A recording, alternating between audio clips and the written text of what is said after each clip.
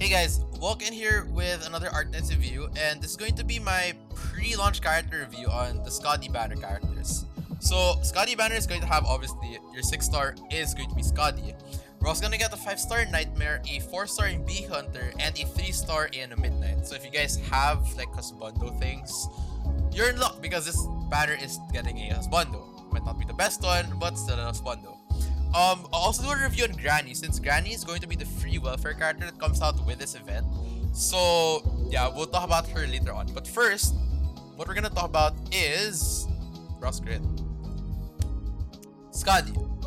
So if you like big, large, huge stats, got you, stats. You like big, large, huge stats, Skadi is the waifu for you, alright? Skadi is a 6-star guard, she can block single enemies, so she's kind of similar like, she's like a 6-star version of Milanta, a bigger, thicker version of Milanta. Why?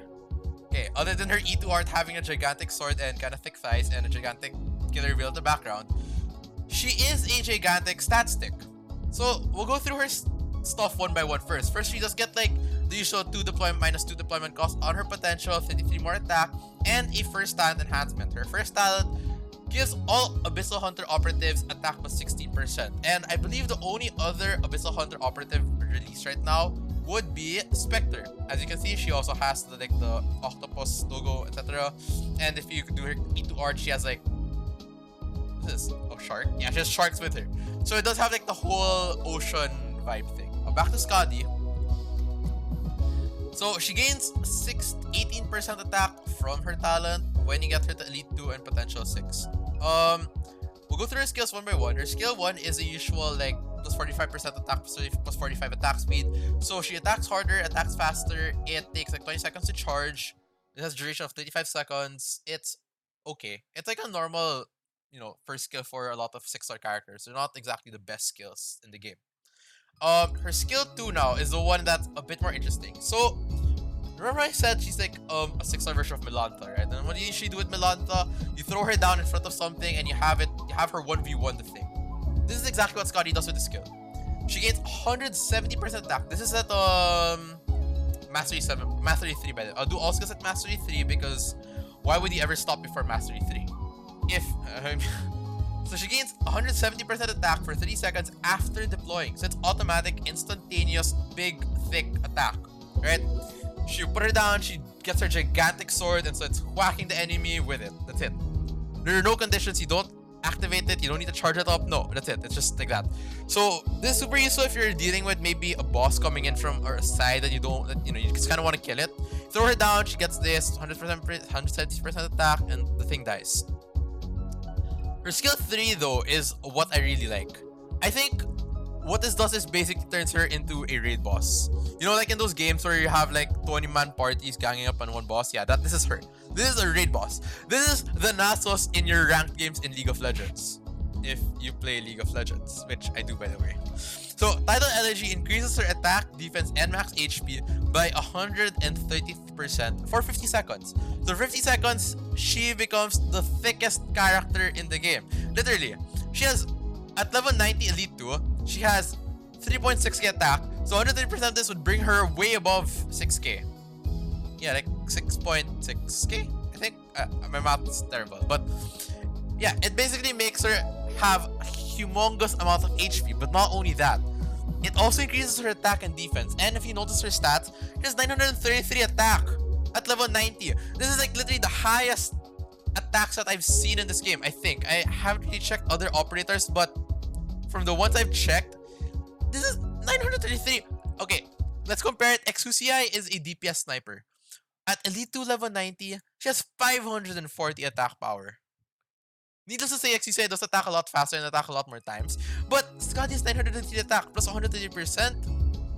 Dude, that's nuts. So you put her down, she blocks one unit, and she kills it. So it doesn't matter because the next unit is gonna get blocked because she's killing one unit after another unit after another unit.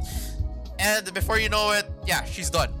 Not to mention that since she does also gain 130% HP and defense, she's gonna be tanking things for a pretty long time, which is most likely 50 seconds, unless she just instantly pops.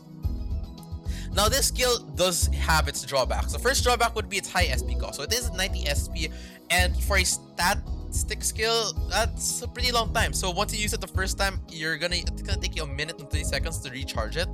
Other problem is it does start at an initial SP of 70, which means it will take 20 seconds before you can use this again. I mean, 20 seconds after you first deploy her before you can use it again. So if you need like instantaneous damage, her S2 is a lot better. But if you need a raid boss, the 1v1, Crown Slayer, or whatever other boss you can think of, S3 is where you go. Okay, so I've hyped up Skadi quite well because, you know, she is a thick character. Her E2 art is amazing. I like it more without her hat. I love how her sword is literally the only thing that can penetrate her thighs, because at 130% HP and defense, nothing else is gonna penetrate her thighs. So it's a nice symbolism that her sword just stabs right through there. But the thing is, about Skadi, here are her problems, okay? Number one, she is a boring character. In my opinion, she's just a stat stick, right? You put her down, she's a gigantic ball of stats, and that's it. She's not like someone, let's say, Silver Ash, where you put them down, you use S3, and he goes like ching, ching, ching, ching, ching, for like, what the crap? I'm not doing that again. But it's not like Silver Ash, where you put her down, he does like an AoE thing for 30 seconds, and everything dies. No. Skadi is literally, you put her down in a lane, and she becomes a raid boss for 50 seconds, and that's it. It isn't anything interesting. That's the first problem. The second problem is, we are getting a lot of good cards in the next few banners. So, quickly to note, we already know that Chun is coming out with Chapter 5. And Chapter 5, I think people are speculating it to be released towards the end of February. Right? So, and she's a guard. And quick like spoiler of what Chun does. At skill 3, she does like 320% physical damage 10 times to anything that's, well, to one target, that the closest one to her inside this diamond range.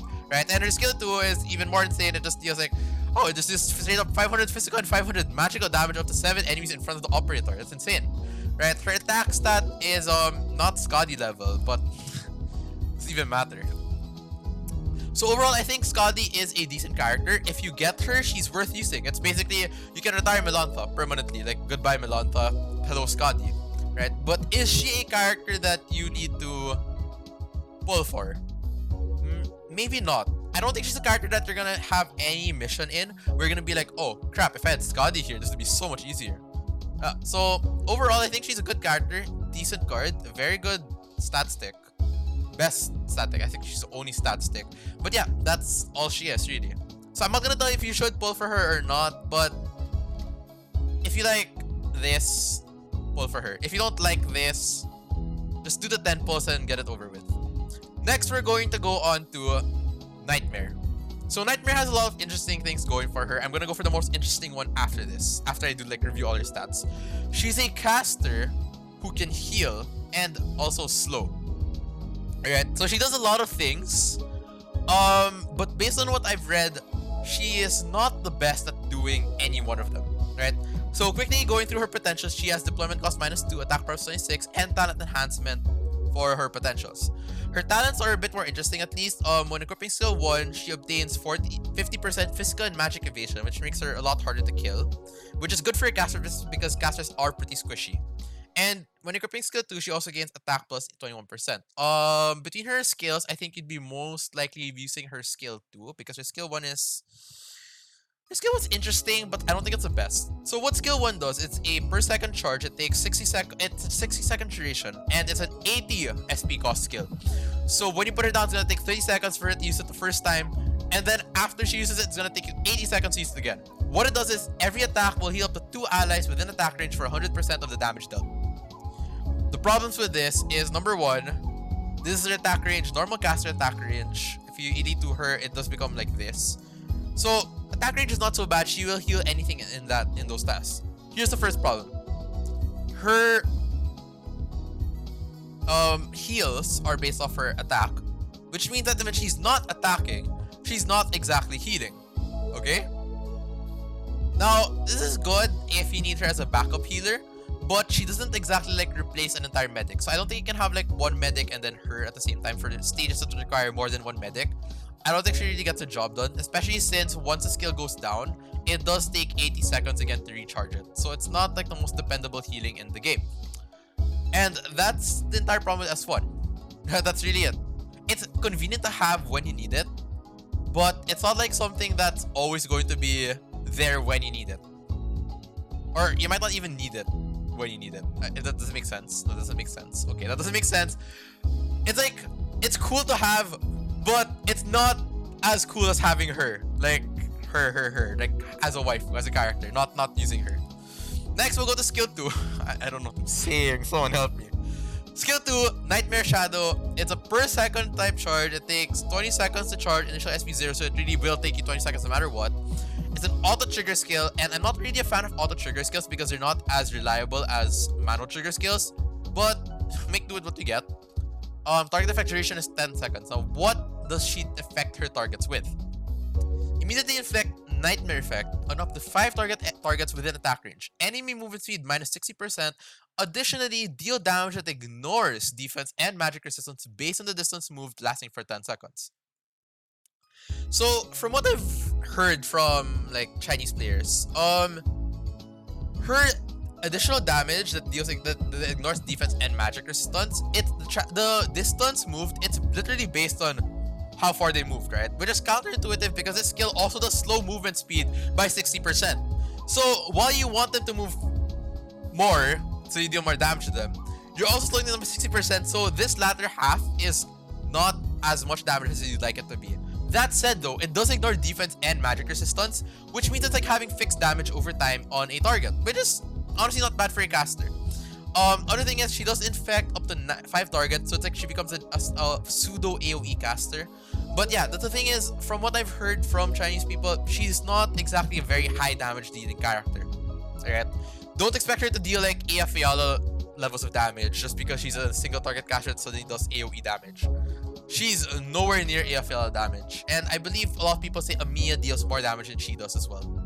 But her power in this ability does come with the fact that it's kind of like a niche ability. She has a slow and she has the fixed damage. So all in all, I think if you have her, she's not that bad. But again, I don't think she's anything that will really change the game for you. She's not like, oh, I have Nightmare, I win the game now. No, I don't think she's like that.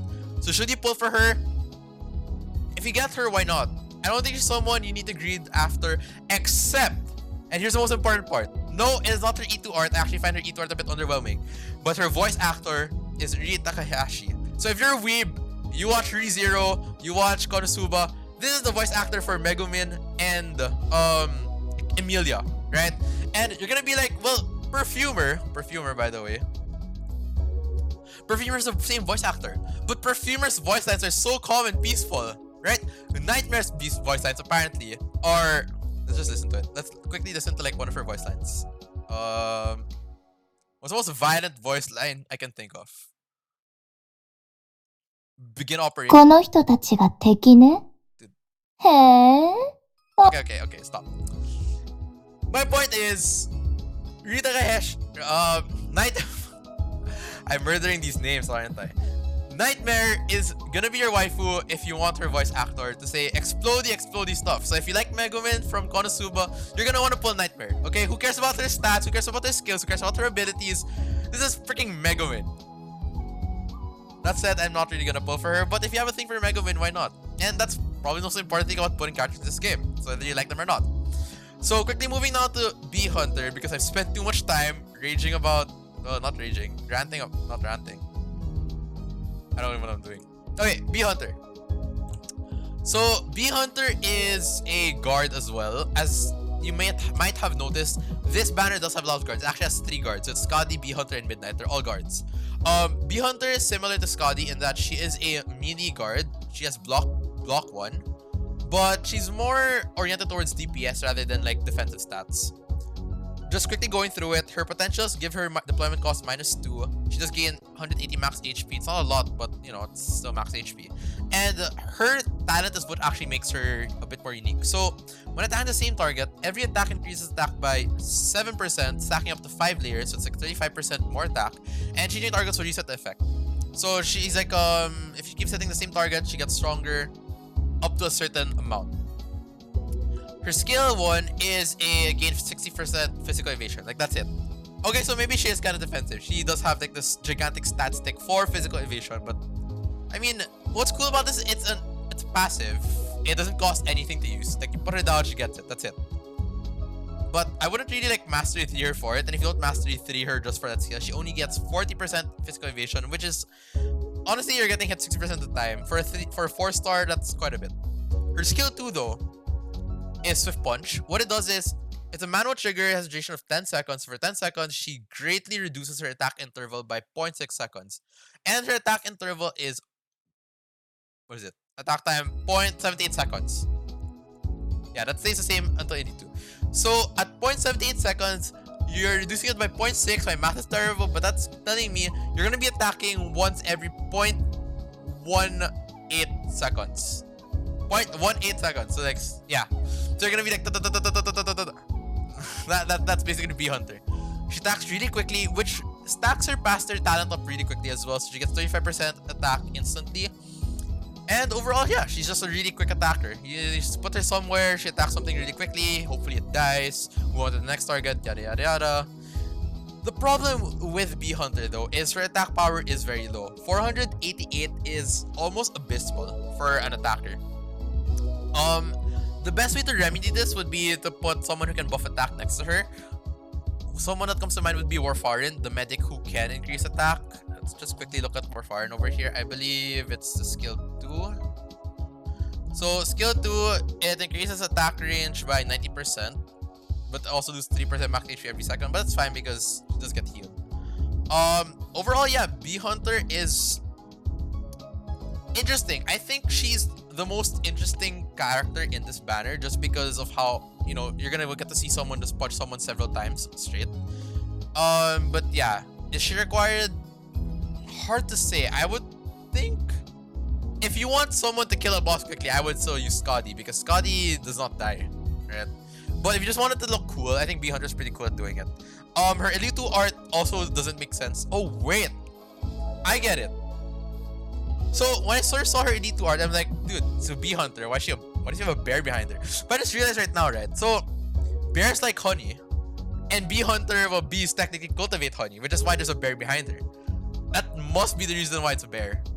I was like wondering, why is it a bear, not a bee? Her name is literally Beehunter. She's wearing a bee outfit, yet you put a bear behind her. So yeah, her E2 art is pretty cool. I do like it. Yeah, I think Beehunter would be the character I would build in this banner if ever, because I'm not expecting to get Skadi because I suck with 6-star luck. Okay, let's move on to Midnight now. Midnight's gonna be the 3-star. He's gonna be the new husbando in this banner. As you can see, he is also a guard, but what's different about him compared to like Beehunter and Skadi is he's a ranged guard. So similar to Silver Ash and what's her name? Lapland. So Lapland and Silver Ash are ranged guards just like Midnight. Midnight's also a ranged guard. Can perform range attack. However, attack power will be reduced to 80%. No E2 art because he's a 3-star, so stuck at E1, Elite 1. Quickly going over the talents, deployment cost -1, -. Oh yeah, wait, before that, quickly going back to Beehunter. Beehunter. She has a deployment cost of 9 at Elite 2. So -2, she has a deployment cost of 7. So she's very, very fast damage. Early on, you just bring her out and she goes ham on something. So back to Midnight. Deployment cost -2. So that brings us to deployment cost down to 14, which is not that good. His talent is interesting. So when attacking, 20% chance to increase attack to 170%. So this in itself is not bad, but what makes it very good is actually skill 1, which basically changes his magic, his damage type to magic. So from physical damage to magic damage, and this would make him one of only two guards, range guards. The other one would be Lapland, who can deal arts damage to targets. So a lot of tanky units, you can use Midnight for it. If you don't have Lapland, I would recommend you at least get Midnight just in case you do need arts damage on a guard. But it's not like it's essential. You don't really need it, right? It's just cool to have, I guess. Now this skill does have its drawbacks. It's a 40-second duration, but it has an SP cost of 70, which means it takes 70 seconds to charge. It takes 40 seconds after you deploy because of your initial SP.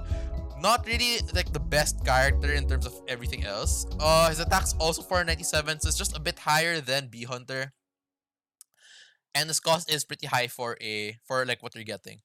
I would say if you have a thing for husbandos and you want to make the perfect husbando team, you kind of have to get him. You don't have a choice. You don't have a lot of husbandos in this game. If you don't have Lapland, it might be worth building up a little bit just for that if you do need him if you do need like arts damage from a guard in the future. But other than that, I can't really see any reason to justify building him other than it takes 10,000 LMDs to elite 1 a 3-star. So yeah, that's gonna be it for Midnight. There's like no E2 art to evaluate, so that's it. Finally, we're gonna move on to Grani. So let me just start by saying I love Grani's art. She's like the cutest thing I've seen from Arknights so far, and it's not because of these two like things here. No. I just like her. I like her head. Her head's like there's like the ears and then the helmet. I think it's just cool. And I think I guess that's like it's hard to say police, but it turns into a J somewhere there, so I don't know what she's trying to say. Okay, so quickly reviewing Grani. What she does is basically she's an on-kill DP generator. So other characters who fulfill this role are Plume and Vigna. They get 1 DP when they get the unit, when they get the kill, and they also get full cost refund on retreat, as you can see over here. Now the difference between Grani and Vigna, between Grani and Vigna and Plume, is that she's a defensive on-kill DP generator, which can be both good and bad. So we'll go through her potentials really quickly. She gets deployment cost -3. So her deployment cost from 14 becomes 11. So she's an 11 cost Vanguard. And this is going to be free because if you complete the event, you clear out the store, you're going to fully enhance this deployment cost, which is pretty good. Now, as for her talents, when deployed, all Vanguard operatives gain 30% physical evasion. So your Plume, your Vigna, your Grani, your Texas, your Siege, they're all gonna get 30% physical evasion, which is pretty cool for a Vanguard because Vanguards aren't exactly the tankiest things on Earth, or whatever we call Earth in Arknights. But yeah, this is not a bad talent. It's pretty good. Now her skills. Skill 1, defense strengthening type Y. It grants her 100% defense for 40 seconds. It has an SP cost of 30, which means it takes 30 seconds to charge this. But since she starts with an initial SP cost of 50, and it adds plus 50 to this. Now, I wouldn't say this is good for several reasons. The first one is, being an on-kill DP generator, Grani is someone you'd want to put out early on, generate some DP for a team.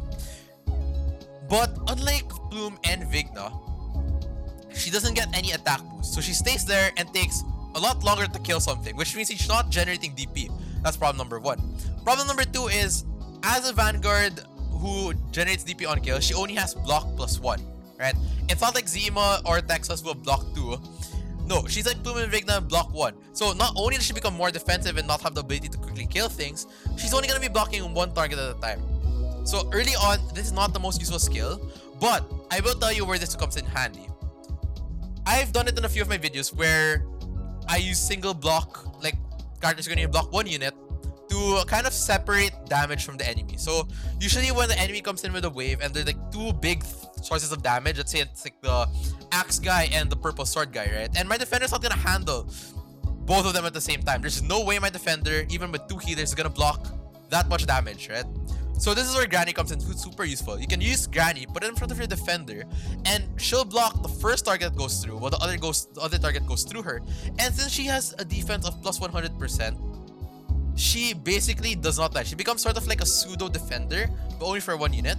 And this allows you to split the damage between 2 defenders, well, Grani and your other defender, which is good if you have an AoE healer. A healer can heal 2 units. It means that your main defender isn't gonna get pummeled to death by all this damage. No, Grani will share that with her, and that's really good, right? But this doesn't help her with her role as being an on-kill DP generator, no. So this skill is very useful, I would say maybe like the middle of the game or the latter stages of the game. 1 block unit with high defensive stats, kind of useful. Now we'll go on to skill 2, which I think is a better skill of the 2. Well, she only has 2 skills. But it's a per second charge time skill. It would take 70 seconds to charge it because it has an SP cost of 70. And it lasts for 3 seconds. Manual trigger, which is nice. I like manual trigger skills because they're more reliable.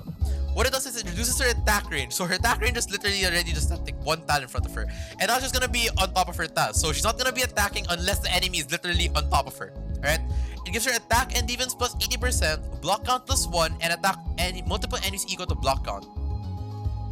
What does this mean? She gains attack, she gains defense, she can block 2 units, and she can attack multiple enemies equal to block count. So she basically becomes kind of like Vigna if Vigna could block 2 units and hit 2 people at the same time.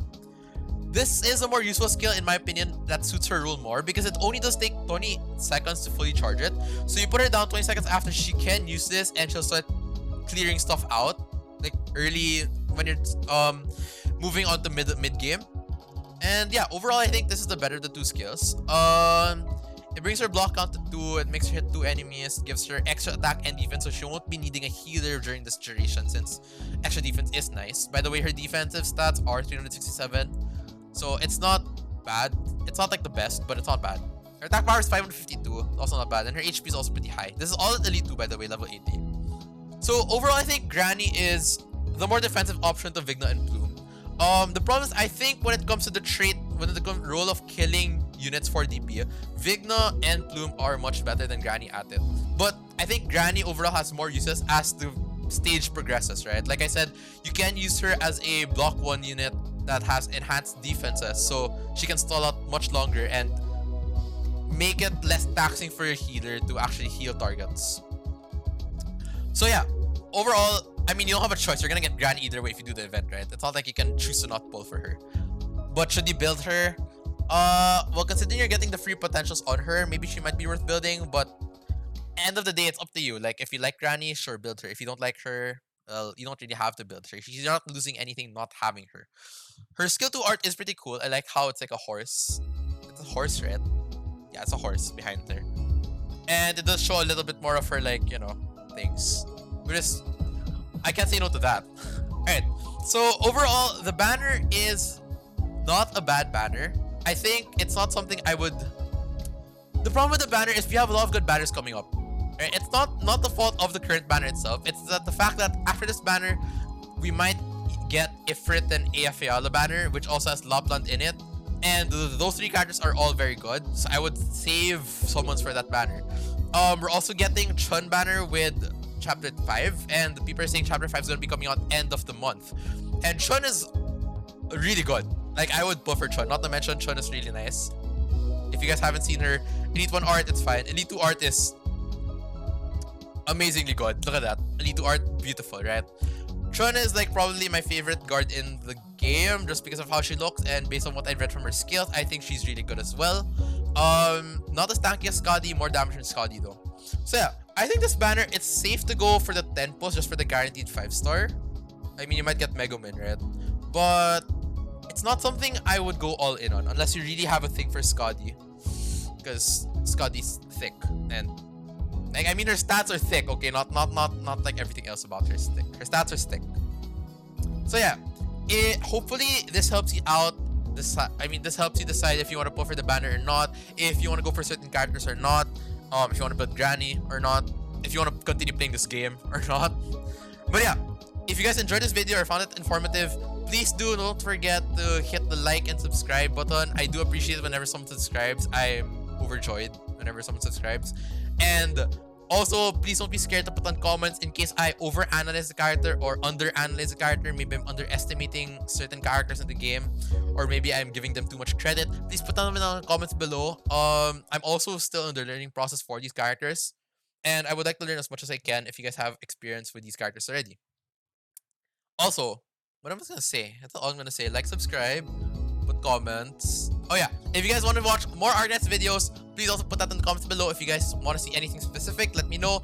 And don't forget to follow me on Twitch. I will be streaming the event runs on Twitch as soon as they come out.